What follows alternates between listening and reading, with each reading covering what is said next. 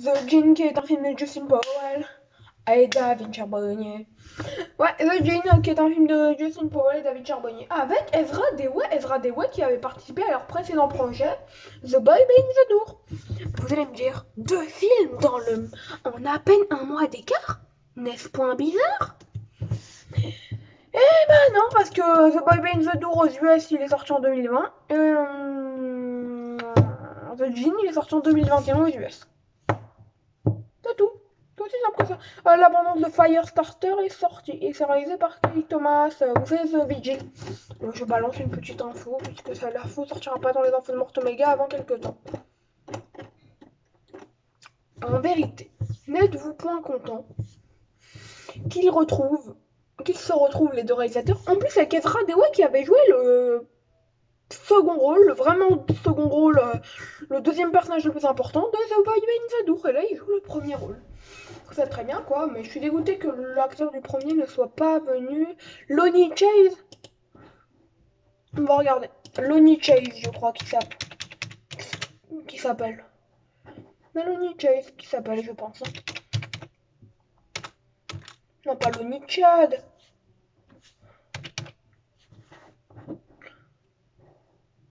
Oh, je le trouve pas. Attendez, je regarde un. C'est peut-être lui.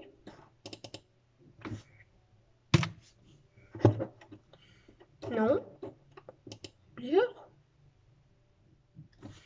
Chase. Je ne trouve pas. The Boy.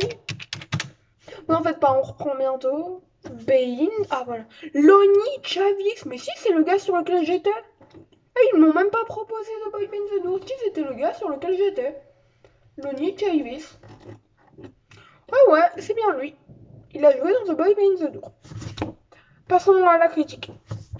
Jeu d'acteur, Ezra Dewey merveilleux dans son rôle, il est naturel et en plus joue parfaitement bien. Je pense que Justin Powell et David Charbonnier ont bien fait de le choisir comme acteur principal cette fois-ci. On peut aussi dire qu'il y a Rob Brownstone. Qu'est-ce que je raconte? Si, c'est bien lui. Qui est aussi un acteur qu'on peut dire topissime. Il est aussi accompagné d'un John Erickson qui joue bien sans plus. D'un Donald Pitts, pas mal du tout. D'un Omarius Luckett, d'un Colin Joe et d'un Isaiah Dell. Ils ont une scène trop courte pour dire, mais en vrai, de loin, ils jouent bien. Moi, franchement, on dirait pas qu'ils font semblant, quoi. On dirait pas qu'ils sont dans un film, quoi. On dirait que c'est réel. Ils ont que 3 secondes à eux dans le film. Vous savez, c'est les garçons au début du film que Ezra Dewey regarde par la fenêtre, Dylan.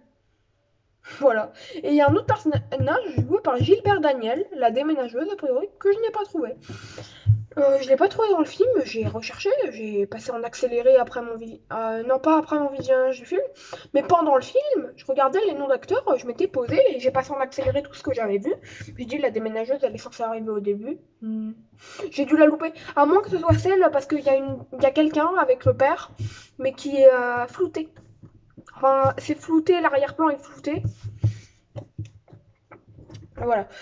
Donc ouais, il y a des Vipo qui jouent pas trop mal. Effets spéciaux, bon, sans plus. Car il y a quelque chose d'un peu défectueux. Il y a, ok, et bon, il y a 3 secondes où tu vois que c'est des effets spéciaux dans tout le film. Mais sinon, les effets spéciaux font plaisir, voilà. Scénario plutôt bon malgré un classicisme parfois trop présent. On croit à ce qui se passe tout en admettant la part de fantastique. Et puis même ce qui est sous-titré n'est pas mauvais parce que on sous-titre parce qu'il parle en langue des signes le personnage principal.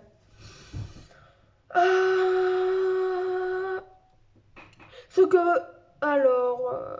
que veut faire comprendre Dylan avec la langue des signes est assez réaliste, franchement, ça fait bien, ça fait le taf. Ses questions, ses envies, les dialogues des autres personnages sont eux d'une simple efficacité, sans mauvais. Point. Histoire, il y a des scènes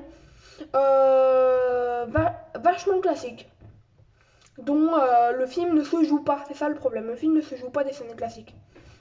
Il s'amuse pas avec les clichés. The Gin est plus un soft divertissement au niveau du déroulé de l'histoire, voire de l'histoire elle-même en fait. Mais c'est très divertissant en vrai. Même si certaines scènes en fait elles se répètent un peu. Je sais pas si vous avez remarqué, c'est pas du spoil, hein, mais quand il lui arrive quelque chose, quand il se fait prendre par quelqu'un, bah le personnage d'Ezra Dewey, il tend toujours le bras pour attraper quelque chose. Je sais pas si c'est un tic. Enfin, ou si c'est. Je sais pas si c'est son instinct de survie à lui, mais il fait ça à chaque fois, c'est sa seule issue à chaque fois.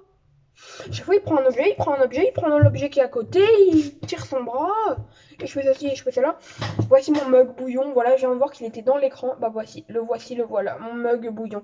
Bouillon, la ville en Belgique, j'adore cette ville, c'est une de mes villes préférées. J'y suis allé que 5-6 fois dans ma vie, et pourtant j'adore. Ah, avec Montion, bien entendu, Montion, très belle ville de Seine-et-Marne. Les personnages, Dylan est attachant, mais tristement pas développé. Il n'évolue qu'un peu, il évolue, mais qu'un peu. Les autres personnages ne sont pas très évolués et attachants, bah aussi on les voit pas beaucoup. Anxiété, gordette, scène mystère, jumpscare et côté thriller. Il y a un peu trop de classicisme pour que The Gin soit un thriller anxiogène, malgré quelques petites scènes de stress notables. Il y a un bon petit mystère, des jumpscares. Les jumpscares ne sont que tristement inefficaces, une fois sur 4. Mais ce qui est peu, mais au moins c'est bien. Il y a des films, ils veulent te faire peur, ils t'ont pas fait flipper du tout. Moi, le dernier film qui m'a vraiment fait flipper, c'est Morgue.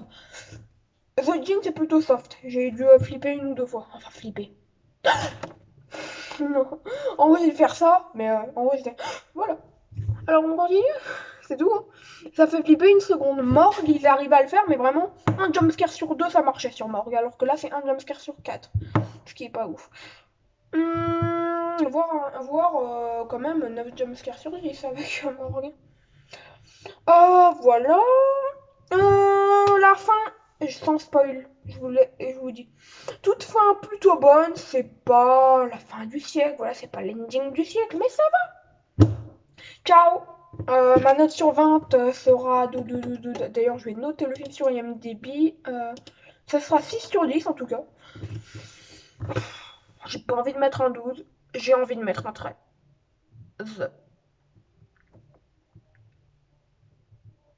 Voilà, donc ce sera 13. Ciao. Allez, 13.25, on est gentil ici. On est gentil. Ciao, j'espère que cette vidéo vous aura plu, vous l'aurez compris. The Gin, c'est un bon film, un bon divertissement. C'est pas extra, mais c'est un bon divertissement. Et j'attends la prochaine réalisation de David Charbonnier et Justin Powell en espérant qu'il retrouve Lonnie Chase et Ezra Dewey. Bah ciao, c'était Morte Mega, prenez soin de vous, et moi je prends soin de moi.